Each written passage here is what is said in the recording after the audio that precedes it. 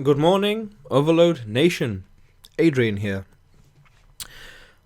I'm seeing this article on MCV UK about how to make a $10 billion mobile game. There was a talk recently, and I think it was Brighton Develop, by a Neil Young, a former EA executive, who set up NG Moko and sold it to Japanese mobile giant DENA for $400 million. And he says that a $10 billion, in this case, mobile game is inevitable, and I agree with him. He talks about how in Japan a game there called Puzzle and Dragon is earning about $11.89 per user per day, while Clash of Clans is only earning around $1.31 per user per day. So if you take those two to facts, so Puzzle and Dragons versus Clash of Clans, Puzzle and Dragon has been downloaded 35 million times in a country that's a population of 182.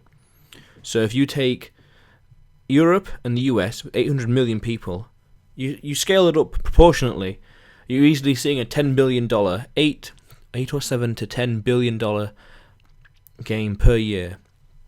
And I agree with him. This is feasible. This is possible.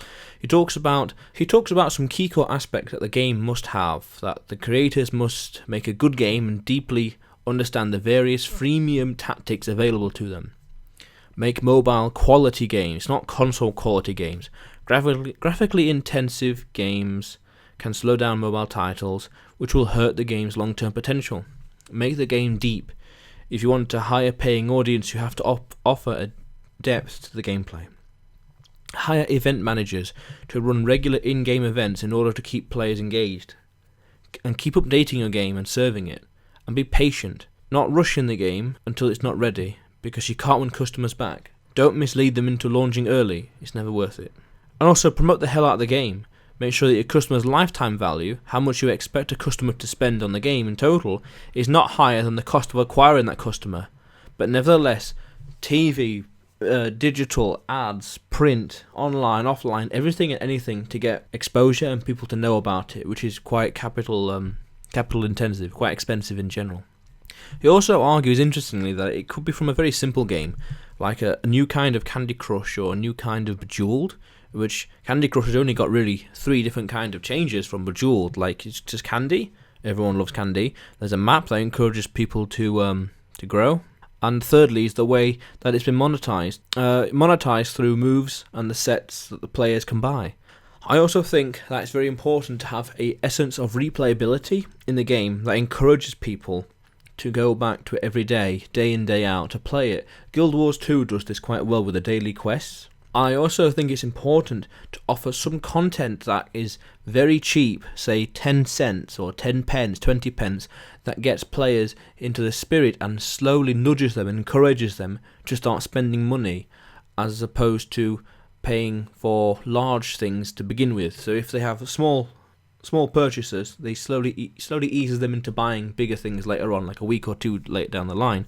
But the overall idea of a game and a business is to enrich people. So I think the game in itself should have some substance to it, as opposed to just being a puzzle casual game, like what Bejeweled is or Candy Crush. They're great in themselves, but they're from a plot or a narrative or an educational point of view, there's no intrinsic reason to go back and play it.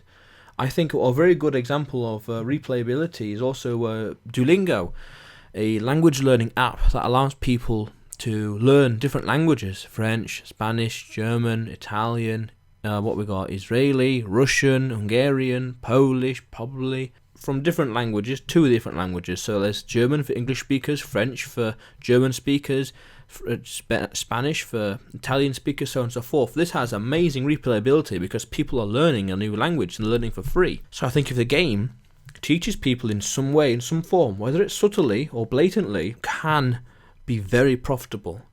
But I also don't think that profitability is the main thing to go for. I think the main thing to aim for is to create a game that you yourself as a developer would play. Because if you wouldn't play it, you wouldn't pay for it. It's quite simple. If you wouldn't play it, you wouldn't pay for it.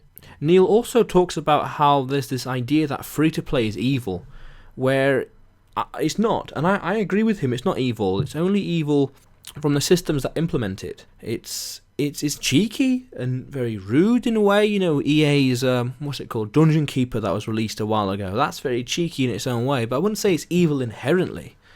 I'd say it's a form of entertainment that, if abused, could just be a cash cow, a money making, not scam, but a money making machine, which really robs the whole essence of the game.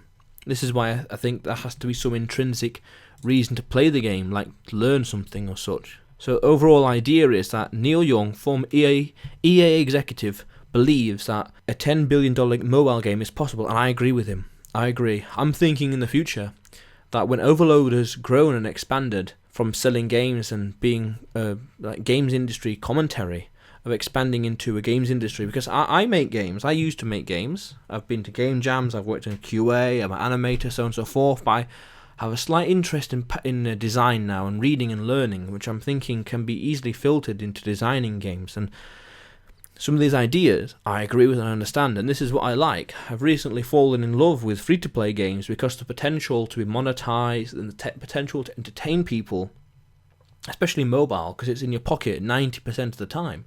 You're not far from it, unlike a computer. Has massive replayability.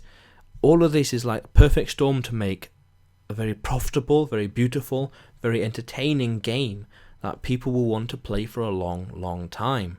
And Neil Young, with this article that this Christopher Dring has written, I agree with it, I understand it, and I accept it. And it's like wow, I didn't think this article existed, but it's very informative. And what I can say is that if you're a game developer and you're going for mobile games, these are some core aspects you want to go for: replayability, good art design, built for mobile, intrinsic value, so on and so forth.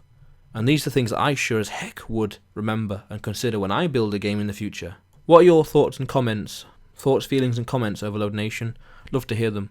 Subscribe if you haven't already. More videos to come.